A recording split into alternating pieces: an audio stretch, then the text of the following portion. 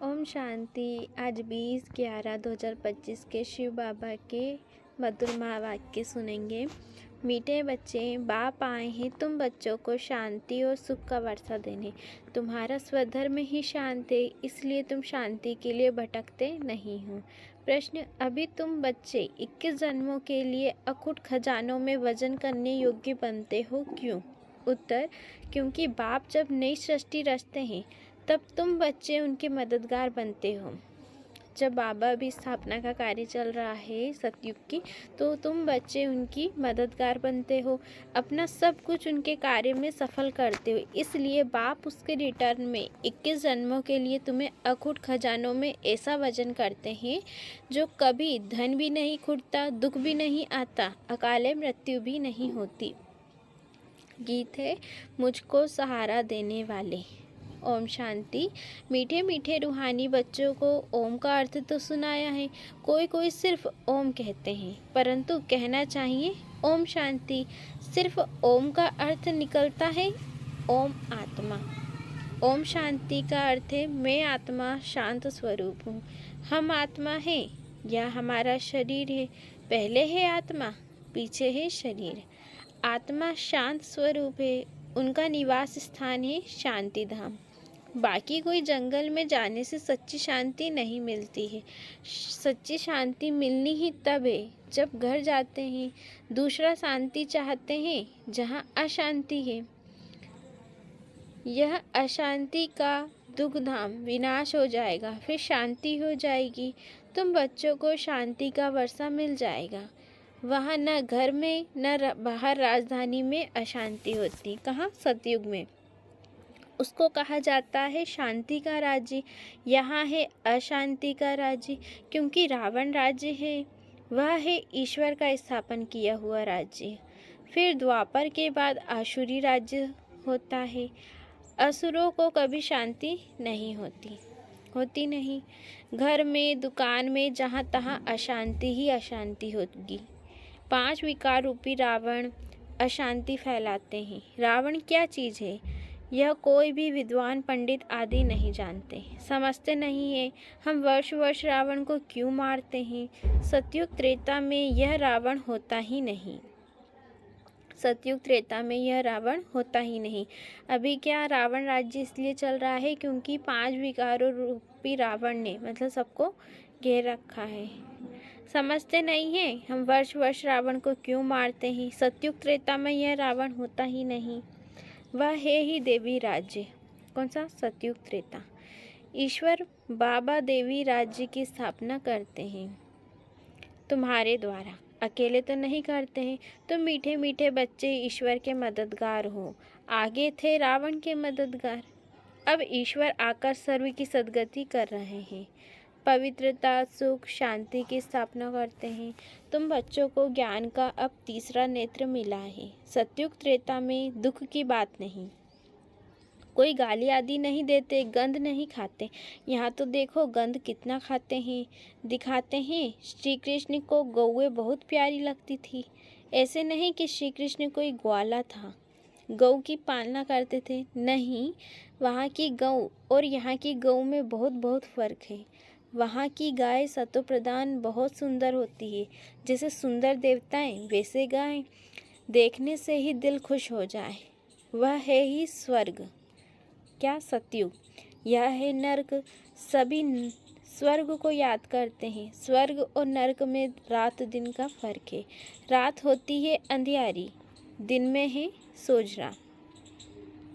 ब्रह्मा का दिन गोया ब्रह्मावंशियों का भी दिन हो जाता। पहले तुम भी घोर अंधियारी रात में थे। इस समय भक्ति का कितना जोर है। महात्मा आदि को सोने में वजन करते रहते, क्योंकि शास्त्रों के बहुत विद्वान हैं। उन्हों का प्रभाव इतना क्यों है? Question mark. बाबा पूछ रहे उन्हों का प्रभाव इतना क्यों है? यह भी बाबा ने समझाया है। झाड़ में नए नए पत्ते निकलते हैं तो सतो प्रधान है। ऊपर से नई सोल आएगी तो ज़रूर उनका प्रभाव होगा ना, अल्पकाल के लिए। इसलिए क्योंकि वो जो आत्माएं रहती हैं वो परमधाम से नीचे उतरती हैं, तो शुरुआत में जो उनकी आत्माएं रहती हैं वो उतनी अपवित्र नहीं रहती, इसलिए उनका प्रभाव ज़्यादा निकलता है। वो स्टार्टिंग में सोने अथवा हीरो में वजन करते हैं, परंतु यह तो सब खलास हो जाने हैं। मनुष्यों के पास कितने लाखों के मकान हैं, समझते हैं हम तो बहुत साहूकार हैं। तुम बच्चे जानते हो यह साहूकारी बाकी थोड़े समय के लिए है। यह सब मिट्टी में मिल जाएंगे, किनकी दबी रही धूल में। बाप स्वर्ग की स्थापना करते हैं, उसमें जो लगाते हैं उन्हों को 21 जन्मों के लिए हीरे जवाहरातों के महल मिलेंगे। यहाँ तो एक जन्म के लिए मिलता है, वहाँ तुम्हारा 21 जन्म चलेगा। इन आँखों से जो कुछ देखते हो शरीर सहित सब भस्म हो जाना है। तुम बच्चों को दिव्य दृष्टि द्वारा साक्षात्कार भी होता है। विनाश होगा, फिर इन लक्ष्मी नारायण का राज्य होगा। तुम जानते हो हम अपना राज्य भाग्य फिर से स्थापन कर रहे हैं। 21 पीढ़ी राज्य किया, फिर रावण का राज्य चला। 21 पीढ़ी राज्य किया, फिर रावण का राज्य चला। अब फिर बाप आया है। भक्ति मार्ग में सब बाप को ही याद करते हैं। गायन भी है, दुख में सिमरन सब करे, सुख में करे ना कोई। बाप सुख का वर्षा देते हैं, फिर याद करने की दरकार नहीं रहती। कहाँ सतयुग में तुम माता पिता हम बालक तेरे।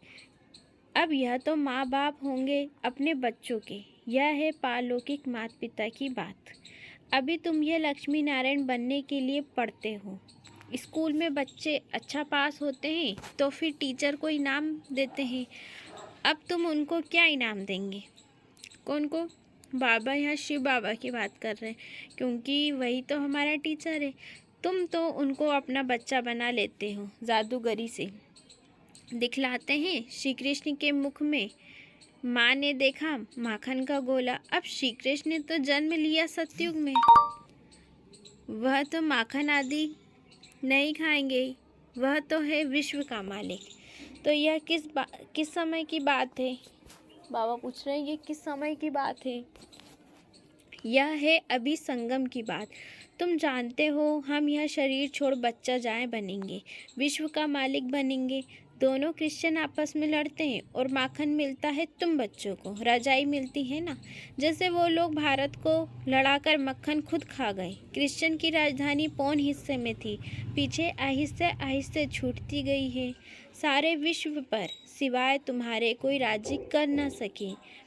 तुम अभी ईश्वरी संतान बने हो, अभी तुम ब्रह्मांड के मालिक, विश्व के मालिक बनते हो। विश्व में ब्रह्मांड नहीं आया। सूक्ष्म वतन में भी रजाई नहीं है। सूक्ष्म वतन का पाठ भी अभी चलता है, उधर भी रजाई नहीं है। सतयुग त्रेता यह चक्र यहाँ स्थूल वतन में होता है। सतयुग त्रेता और यह चक्र मतलब सतयुग त्रेता द्वापर कलयुग, यह चक्र स्थूल वतन में होता है, यहाँ पर होता है, सूक्ष्म वतन में नहीं होता।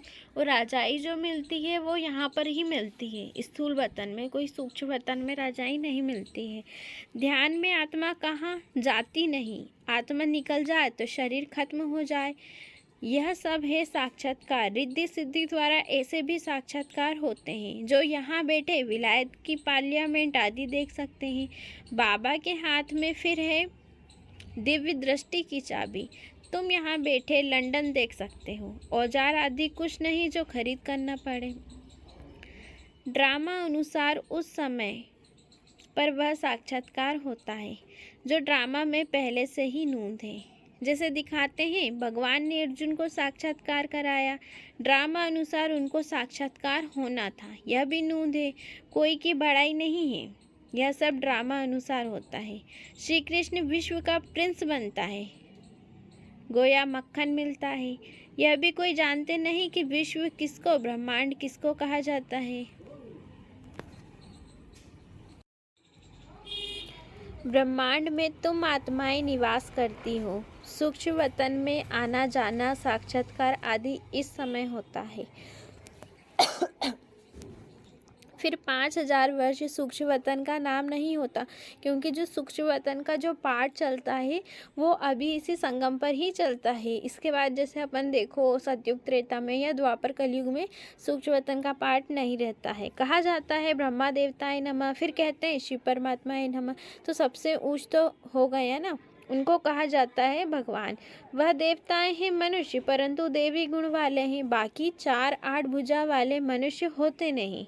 वहाँ भी 2 भुजा वाले ही मनुष्य होते हैं सतयुग में, परंतु संपूर्ण पवित्र अपवित्रता की बात नहीं। अकाले मृत्यु कभी होती नहीं। तो तुम बच्चों को बहुत खुशी रहनी चाहिए। हम आत्मा इस शरीर द्वारा बाबा को तो देखें, देखने में तो शरीर आता है, परंतु देखने में तो शरीर आता है, परमात्मा अथवा आत्मा को तो देख नहीं सकते। आत्मा और परमात्मा को जानना होता है, देखने लिए फिर दिव्य दृष्टि मिलती है। और सब चीज़ें दिव्य दृष्टि से बड़ी देखने में आएंगी। राजधानी बड़ी देखने में आएगी। आत्मा तो है ही बिंदी, बिंदी को देखने से तुम कुछ भी नहीं समझेंगे। आत्मा तो बहुत महीने, बहुत डॉक्टर्स आदि ने कोशिश की है आत्मा को पकड़ने की, परंतु किसको पता नहीं पड़ता। वो लोग तो सोने हीरे में भजन करते हैं। तुम जन्म जन्मांतर पद्मपति बनते हो। तुम्हारा बाहर का शो जरा भी नहीं।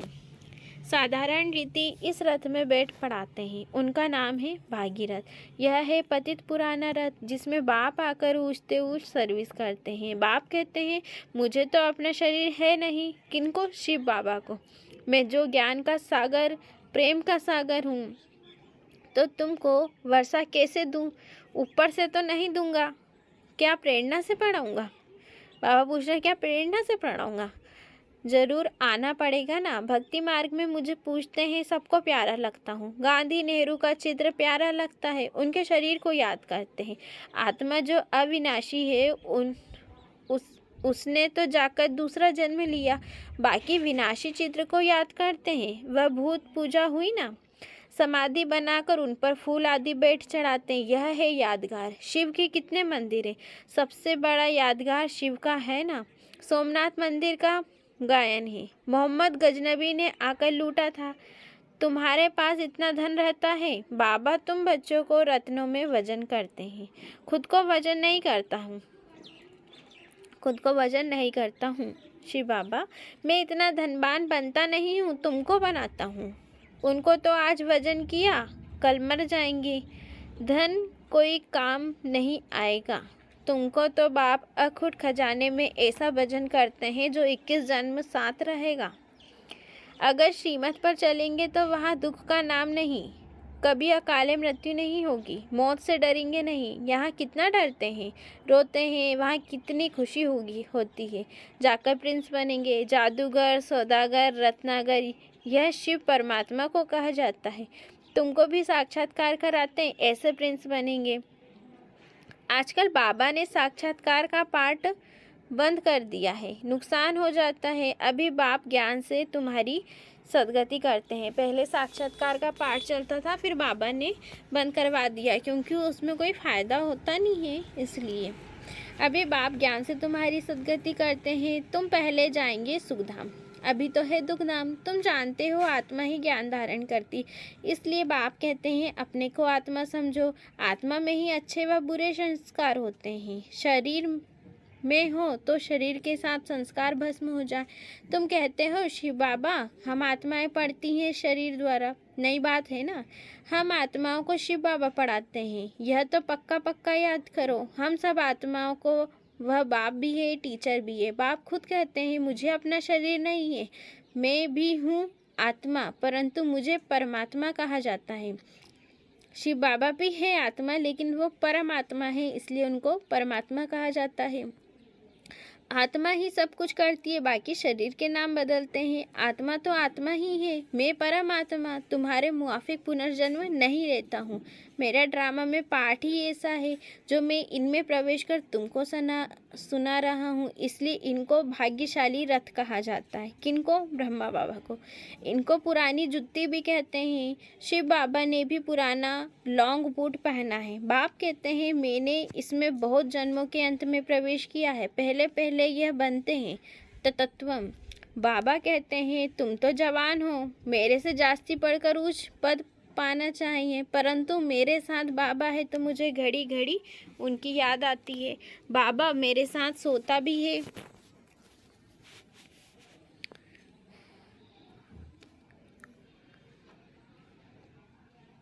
परंतु बाबा मुझे भाकी नहीं पहन सकते। तुमको भाकी पहनते हैं, तुम भाग्यशाली हो ना। शिव बाबा ने जो शरीर लोन लिया है, तुम उनको भाकी पहन सकते हो। मैं कैसे पहनूं? मुझे तो यह भी नसीब नहीं है, इसलिए तुम लक्की सितारे गाए हुए हो। बच्चे हमेशा लक्की होते हैं। बाप पैसा बच्चों को दे देते हैं, तो तुम लक्की सितारे ठहरे ना। शिव बाबा भी कहते हैं तुम मेरे से लकी हो, तुमको पढ़ाकर विश्व का मालिक बनाता हूँ। मैं थोड़ी बनता हूँ, तुम ब्रह्मांड के भी मालिक बनते हो। बाकी मेरे पास जास्ती दिव्य दृष्टि की चाबी है। मैं ज्ञान का सागर हूँ, तुमको भी मास्टर ज्ञान सागर बनाता हूँ। तुम इस सारे चक्र को जान चक्रवर्ती महाराजा महारानी बनते हो, मैं थोड़ी बनता हूँ। बूढ़े होते हैं तो फिर बच्चों को विल कर खुद वानप्रस्थ में चले जाते हैं। आगे ऐसा होता था, आजकल तो बच्चों में मोह जाकर पड़ता है। पारलौकिक बाप कहते हैं मैं इनमें प्रवेश कर तुम बच्चों को कांटों से फूल विश्व का मालिक बनाए, आधा कल्प के लिए सदा सुखी बनाए। मैं वानप्रस्थ में बैठ जाता हूँ। यह सब बातें शास्त्रों में थोड़ी है। सन्यासी उदासी शास्त्रों की बातें सुनाते हैं। बाप तो ज्ञान का सागर है, खुद कहते हैं यह वेद शास्त्र आदि सब भक्ति मार्ग की सामग्री है। ज्ञान सागर तो मैं ही हूँ। अच्छा, मीठे मीठे सिखलते बच्चों प्रति माता पिता बाप दादा का याद प्यार और गुड मॉर्निंग। रूहानी बाप की रूहानी बच्चों को नमस्ते, और हम रूहानी बच्चों की रूहानी माता पिता बाप दादा को याद प्यार गुड मॉर्निंग और नमस्ते नमस्ते। शुक्रिया बाबा, शुक्रिया। धारणा के लिए मुख्य सार। पहला पॉइंट है, इन आँखों से शरीर सहित जो दिखाई देता है यह सब भस्म हो जाना है, इसलिए अपना सब कुछ सफल करना है। दूसरा पॉइंट है, बाप से पूरा वर्षा लेने के लिए पढ़ाई पढ़नी है। सदा अपने लक्ष्य को स्मृति में रख ब्रह्मांड व विश्व का मालिक बनना है। वरदान, वाह ड्रामा वाह की स्मृति से अनेकों की सेवा करने वाले सदा खुशनुमा भव। वाह ड्रामा वाह की स्मृति से अनेकों की सेवा करने वाले सदा खुशनुमा भव। इस ड्रामा की कोई भी सीन देखते हुए वाह ड्रामा वाह की स्मृति रहे तो कभी भी घबराएंगे नहीं, क्योंकि ड्रामा का ज्ञान मिला कि वर्तमान समय कल्याणकारी युग है। इसमें जो भी दृश्य सामने आता है उसमें कल्याण भरा हुआ है। वर्तमान में कल्याण दिखाई न भी दे, लेकिन भविष्य में समाया हुआ कल्याण प्रत्यक्ष हो जाएगा। तो वाह ड्रामा वाह की स्मृति से सदा खुशनुमा रहेंगे। पुरुषार्थ में कभी भी उदासी नहीं आएगी। स्वतः ही आप द्वारा अनेकों की सेवा होती रहेगी। स्लोगन है, शांति की शक्ति ही मनसा सेवा का सहज साधन है। शांति की शक्ति ही मनसा सेवा का सहज साधन है। जहाँ शांति की शक्ति है वहाँ संतुष्टता है। जहाँ शांति की शक्ति है वहाँ संतुष्टता है। अव्यक्त इशारे, अशरीरी व विदेही स्थिति का अभ्यास बढ़ाओ। जितना अव्यक्त लाइट रूप में स्थित होंगे उतना शरीर से परे का अभ्यास होने के कारण यदि 2-4 मिनट भी अशरीरी बन जाएंगे तो मानो जैसे कि 4 घंटे का आराम मिल गया। क्या बोल रहे हैं बाबा? जितना अव्यक्त लाइट रूप में स्थित रहेंगे, मतलब लाइट के रूप में, उतना ही शरीर से परे होने का अभ्यास के कारण 2-4 मिनट भी अशरीरी बन गए तो जैसे कि 4 घंटे का आराम मिल जाएगा। ऐसा समय आएगा जो नींद के बजाय 4-5 मिनट अशरीरी बन जाएंगे और शरीर को आराम मिल जाएगा। लाइट स्वरूप के स्मृति को मजबूत करने से हिसाब किताब चुक्त करने में भी लाइट रूप हो जाएंगे। ओम शांति।